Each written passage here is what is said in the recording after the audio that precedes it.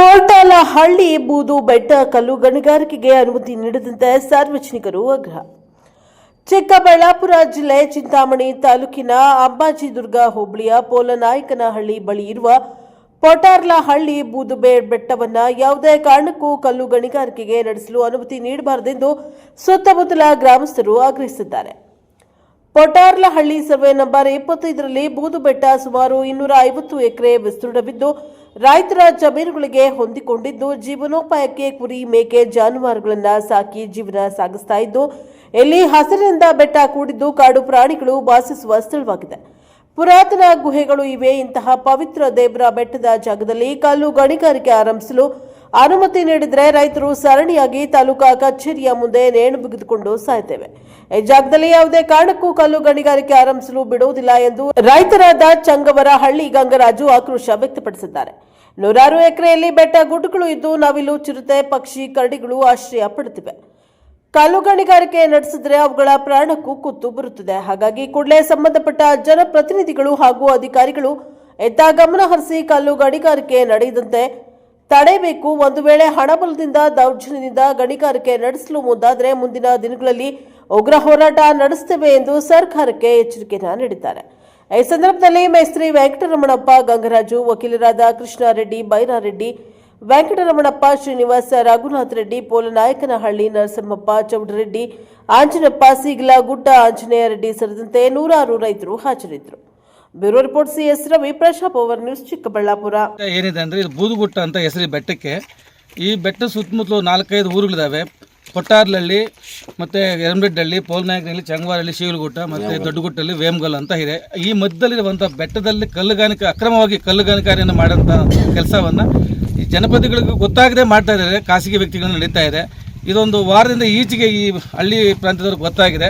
ಈ ಒಂದು ಬೆಟ್ಟ ತುಂಬ ಈ ರೈತರಿಗೆ ಅತಿ ಮುಖ್ಯವಾದಂಥ ಬೇಕಾಗಿದೆ. ಯಾಕೆ ದನಕರುಗಳು ಮತ್ತು ಜಾನುವಾರುಗಳು ಇದೆಲ್ಲ ಬೇಕಾಗಿರೋದ್ರಿಂದ ಇದು ಬೆಟ್ಟದಲ್ಲಿರುವಂಥ ಅದು ಗಿಡಮರಗಳು ತುಂಬ ಪರಿಸರಕ್ಕೆ ಚೆನ್ನಾಗಿದೆ. ನಾವು ಹುಟ್ಟಿದಾಗಿಂದ ನೋಡ್ತಾ ಇರೋಂಥ ಪ್ರಾಂತ್ಯ ಇದು.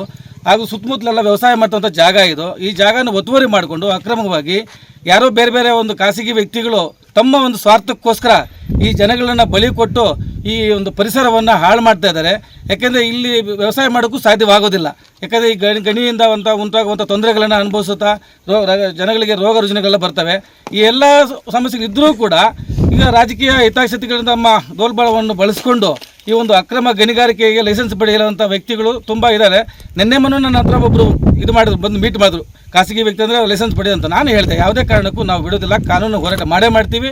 ಇದನ್ನು ನಾವು ಶತಸಿದ್ಧ ಅಂತಲೂ ಹೇಳಿದ್ವಿ. ಇಲ್ಲ ಸಹಾಯ ಮಾಡಬೇಕು, ಸಹಾಯ ಮಾಡೋದಿಲ್ಲ, ನಾವು ಅಲ್ಲೇ ಬಿಟ್ಟಿದ್ದೀವಿ. ಅಕ್ರಮವಾಗಿ ನೀವು ಗಣಿಗಾರಿಕೆ ಮಾಡಿದ್ರೆ ನಮ್ಮ ಸುತ್ತಮುತ್ತ ಹಳ್ಳಿಗಳ ತುಂಬ ಆಗುತ್ತೆ. ಇಲ್ಲಿಂದ ಪೋಲ್ನಾಯಕಲ್ಲಿ 350 ಮೀಟ್ರ್ ಬೇಕಾದ್ರೆ ಅಳತೆ ಮಾಡ್ಕೊಂಡು ಹೋಗಿ ತಾವು ನೋಡಿ, ಇಲ್ಲೇ 350 ಮೀಟ್ರ್ ಇದೆ. ಅಲ್ಲಿ ಒಂದು ಅವರೆಲ್ಲ ಏನು ಗರಗಸದಿಂದ ಕುಯ್ತು ಅಂತೆಲ್ಲ ಸುಳ್ಳೋದೆಲ್ಲ ಈ ವೇಟಿಗೆ ಬಾಂಬ್ಗಳಿಕ್ತಾರೆ. ಬಾಂಬ್ಗಳಿಗೆ ನಾವೆಲ್ಲ ಜೀವನ ಮಾಡೋಕ್ಕಾಗೋದಿಲ್ಲ, ರೋಗ ರುಜಿಗಳು ಬರ್ತವೆ ಅಂತ ಹೇಳಿ ಈಗ ತಮ್ಮ ಮಾಧ್ಯಮ ಮಿತ್ರರ ಮುಖಾಂತರ ಸರ್ಕಾರಕ್ಕೆ ಆಗ್ರಹ ಪಡಿಸ್ತೀವಿ. ಯಾವುದೇ ಕಾರಣಕ್ಕೂ ಈ ಲೈಸೆನ್ಸನ್ನು ಕೊಡಬಾರ್ದು. ಇಲ್ಲಿ ಗಣಿಗಾರಿಕೆಗೆ ಅಕ್ರಮವಾಗಿ ನಡೆಸೋಕ್ಕಂತ ಯಾವೊಂದು ಕ್ರಮ ಕೈಗೊಳ್ಳಬೇಕು ಅಂತ ಹೇಳ್ಬಿಟ್ಟು ಜನಪ್ರತಿನಿಧಿಗಳಂತ ಶಾಸಕರಾದಂಥ ರವಿಕುಮಾರ್ ಅವ್ರಿಗೂ ಮತ್ತು ಮಾನ್ಯ ಸುಧಾಕರ್ ಅವ್ರಿಗೂ ನಾವು ವಿಷಯ ತಿಳಿಸಿದ್ವಿ. ಗಣಿಗಾರಿಕೆ ಚಿಕ್ಕಬಳ್ಳಾಪುರ ಉಸ್ತುವಾರಿ ಸಚಿವರಿಗೆ ಗಣಿಗಾರಿಕೆ ಮಿನಿಸ್ಟರ್ ಆದಂಥ SS ಮಲ್ಲಿಕಾರ್ಜುನ ನಿನ್ನೆ ಹೋಗಿದ್ರೆ ಅವ್ರು ಇರಲಿಲ್ಲ. ಶಾಮನೂರು ಶಿವಶಂಕರ ಮಗ ಅವ್ರು ಏನೋ ಅವ್ರು ಕಾರ್ಯ ಮಾಡಿದಂಥ ಅವ್ರು ಹೋಗಿದ್ರು. ಅವರು ಕೂಡ ಅವ್ರನ್ನ ಈ ವಿಷಯ ತಿಳಿಸಿದ್ದೀವಿ. ದಯವಿಟ್ಟು ತಮ್ಮ ಮಾಧ್ಯಮದ ಮುಖಾಂತರ ಏನು ಕೇಳ್ಕೊತೀವಿ ಅಂದರೆ ಈ ಒಂದು ಸರ್ಕಾರಕ್ಕೆ ಆಗ್ರಹ ಪಡಿಸ್ತೀವಿ. ಇದೇ ರೀತಿ ಮುಂದುವರಿಸಿದ್ರೆ ಮುಂದೆ DC ಒಬ್ರಿಗೂ ಮತ್ತು ತಹಸೀಲ್ದಾರ್ ಬಂದ ಹೋಗಿ ಧರಣಿ ಮಾಡ್ತೀವಿ ಸಿದ್ಧ ಅಂತ ಹೇಳ್ಬಿಟ್ಟು ಈ ಮುಖಾಂತರ ತಮ್ಮ ಮುಖಾಂತರ ಕೇಳ್ಕೊಳ್ತೀವಿ. ಈ ಪ್ರಾಂತದ ಸಾರ್ವಜನಿಕರಿಗೆ ಮತ್ತು ಹಿರಿಯರಿಗೆ ಎಲ್ಲರಿಗೂ ನಮಸ್ಕರಿಸ್ತಾ, ಈ ಪ್ರಾಂತದ ಅಧ್ಯಕ್ಷರೇ, ಹಿರಿಯರಾದಂಥ ಹಿರೇಡಣ್ಣವರೇ, ಕಾನೂನು ತಜ್ಞರು ಹಾಗೂ ಹಿರಿಯ ವಕೀಲರಾದಂಥ ಕೃಷ್ಣಾರೆಡ್ಡಣ್ಣವರೇ, ವೆಂಕಟರೆಡ್ಡಣ್ಣವ್ರಿಗೆ ವಿಷಯ ಎಲ್ಲರಿಗೂ ಗೊತ್ತಿರೋ ವಿಚಾರ. ಇಲ್ಲಿ ಕೆಲವು ಖಾಸಗಿ ವ್ಯಕ್ತಿಗಳು ಬಂದು ಸುಮಾರು ಒಂದು 10-15 ಕಾರುಗಳು ಬಂದು ಇಲ್ಲಿ ಗಣಿಗಾರಿಕೆ ಆರಂಭಿಸ್ತೇವೆ ಅನ್ನುವವರೆಗೂ ಯಾವುದೇ ಮಾಹಿತಿ ಇಲ್ಲಿನ ಜನರಿಗೆ ಗೊತ್ತಿರುವುದಿಲ್ಲ. ಕಲ್ಲು ಗಣಿಗಾರಿಕೆ ಪ್ರಾರಂಭಿಸ್ತೇವೆ ಅನ್ನೋ ವಿಚಾರ ಅದುವರೆಗೂ ಗೊತ್ತಿರುವುದಿಲ್ಲ.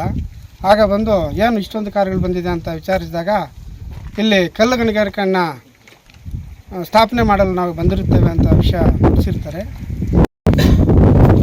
ಈ ಪ್ರಾಂತದಲ್ಲಿ ತುಂಬ ಬಡ ರೈತರು, ದೀನ ದಲಿತರು ತುಂಬ ಬಡ ಕುಟುಂಬಗಳು ವಾಸಿಸುವಂಥ ಸ್ಥಳ ಇದು. ಸುಮಾರು 10ರಿಂದ 20 ಮೇಕೆ ಕುರಿಗಳು